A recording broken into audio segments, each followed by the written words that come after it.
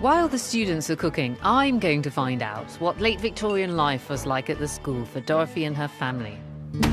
So this room that we're in, now it's the library, it used to be the big school, it's called, in 1896. What went on in here? Is it a big classroom? Yes, it's really the main teaching room. How many boys are we talking about here? You're talking about 80 boys overall, of whom about 20, never more than 30 in this period would have been boarders. So here is Dr. Hartley, the headmaster, Mrs. Hartley, the Hartley kids, and that's little Dorothy there. What sort of a man was he? He looks very respectable here in his mortarboard. Yes, you have to remember that the headmaster of the grammar school had a real status. It was a minor squirearchy, and so there was that sort of distance and respect in a way. I have to say Dorothy in all of these pictures looks a little bit grumpy. Yes, yes. Would you like to share your childhood home with 80 boys? I'm not sure I don't think so. I don't think so. And Dorothy's mother, Mrs. Hartley, she was involved in the running of the school, wasn't she? She was, I think, pretty well the sole runner of the school. There's nobody but a matron, which they can't always afford, plus a sort of a job man, you see. So Mrs. Hartley, she's essentially the head of catering. I think she's probably the only caterer, really, most of the time. Oh, golly. From the finances, I can't see how it could have been run in any other way without her doing almost all the work herself. Producing food for 80 boys. And this made an impression on Dorothy. She remembers it. She describes the school kitchen here. She said it was masculine and enterprising. I guess they had to be pretty enterprising to feed all of those boys. She talks about homemade bread rising each week in a huge tub set before the fire, and piles of Yorkshire tea cakes came daily from the baker. It was here that I first realised the specialities of England. Bilberries from the mountains in leaking purple crates. From the east coast came barrels of herrings. Oxfordshire sent crates of wonderful fruit. From the north came sacks of oatmeal. Roll up, get some stargazy pie. Fish heads, fish tails, herrings. You're supposed to eat the actual head and the tail. No, you're not, but let's give it extra flavour. Okay, have a bit, please. Which one would you like, sir? I don't even like fish. Get some stargazy pie. Please. Get it whilst it's warm. We'll eat anything you put out for them. They like to come to school and have a bacon sandwich, and then at break time they come out with big slices of pizza, and then they come and have big bowls of pasta and homemade cake, and then they go home and eat again. Imagine Mrs. Hartley then, the headmaster's wife, catering for 80 growing boys. How did she do it? Don't know. She must have worked from 5 in the morning till 10 at night. Nice. Yeah, it's nice. Normal food's nicer. Normal food is nicer. Oh, okay. Verdict on the semolina? Good.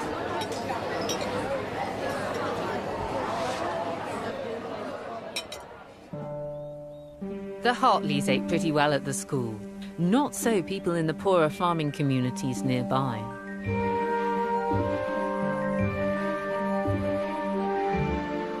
In Food in England, Dorothy writes of families in the Dales whose diet depended on what they could produce from the land around them.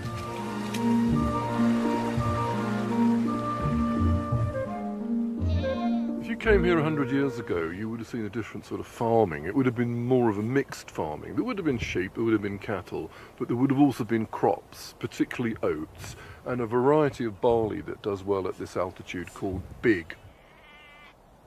You're about 800 feet above sea level here. Wheat is just not going to succeed. Most villages were surrounded with oat fields. It's kind of got more boring in a way, hasn't it? Well, we had to be self-sufficient. Yeah. Of course, we aren't any longer. No. And that's really what this sort of food was about, really. Self-sufficiency. Yeah. Northern grit. Survival.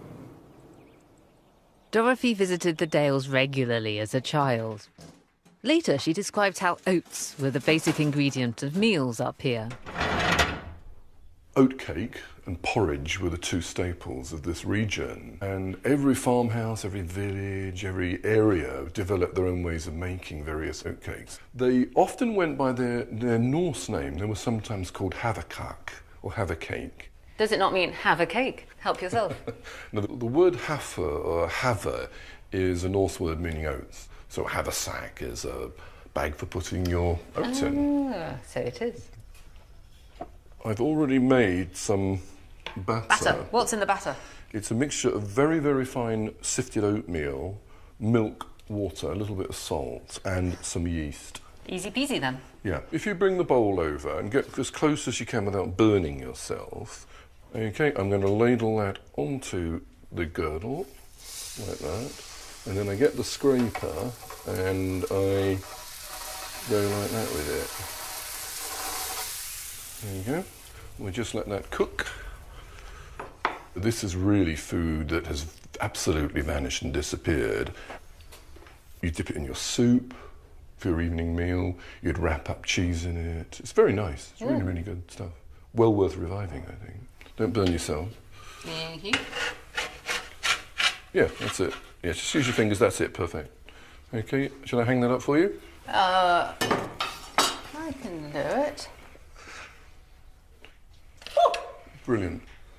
What do you actually think of Dorothy Hartley? Where does she fit into the history of food for you? Dorothy is part of a group of people who started to actively try to investigate disappearing customs. People like Cecil Sharp, who was collecting folk songs and folk dances in the early 20th century. There was also a contemporary of Dorothy Hartley called Florence White, who was a founding member of the English Folk Cookery Association. And I think all of them realised they were living at a time when rural customs were vanishing rapidly. And I think the whole point of their activities was to try and record these things before they entirely disappeared. That's what's really valuable, her work as an oral historian. Yeah, that's the richest part of the book, is where she actually talks to a ploughman or a shepherd. It's when you hear the voice of the lady who's describing how she scrapes the bristles off her pig after she's killed it with a candlestick, you know. It's that kind of thing that's so marvellous about it. That is the best bit of the book. That's the world we have lost. Yeah. In old-fashioned country houses, no housemaid's box was complete without a couple of goose pinions. Those strong, firm plumes which were so excellent for dusting ledges. A stiff-trimmed goose pinion is also kept by the lady's maid for taking the dust from velvet.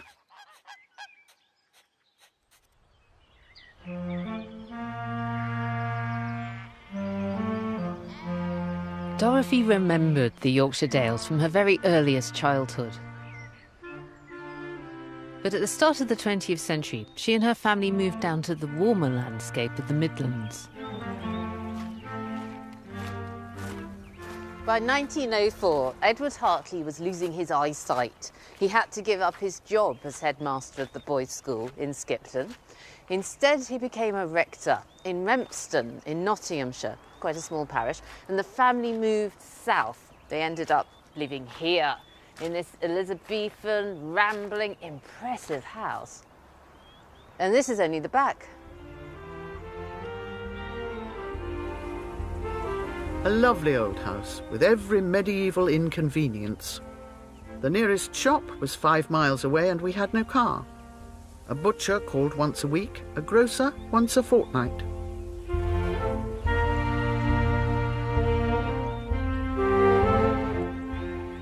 Dorothy was 11 years old when her family arrived here, and now she had a room of her own at the top of the house. It was a double turn of wooden stairs and a low door into a little room, and a second door up wooden steps to a further attic. The old thatch was rotting and full of birds' nests, and there, crouched and cold, I worked from dawn. I loved that room. It was my citadel against all the hard work of long days, and in it I wrote my first book and got my master's art degree. So this is the very place that Dorothy would work between dawn and the time she had to leave to go to art school. And she used to feed the starlings out of the window here. And we know that for a fact because many years later she wrote letters about it.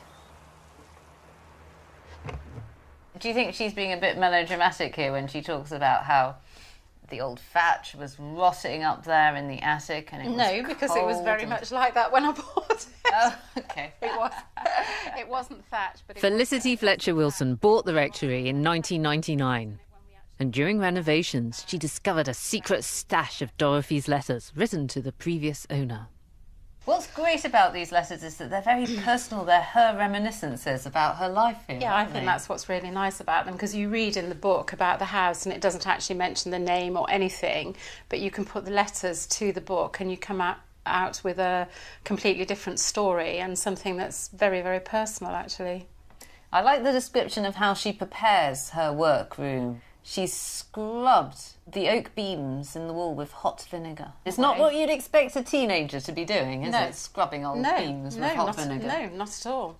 Dorothy quickly became a professional artist, didn't she? Well, I think at this time she was already doing artwork. I found some illustrations of Dorothy's in a book by Geoffrey Henslow.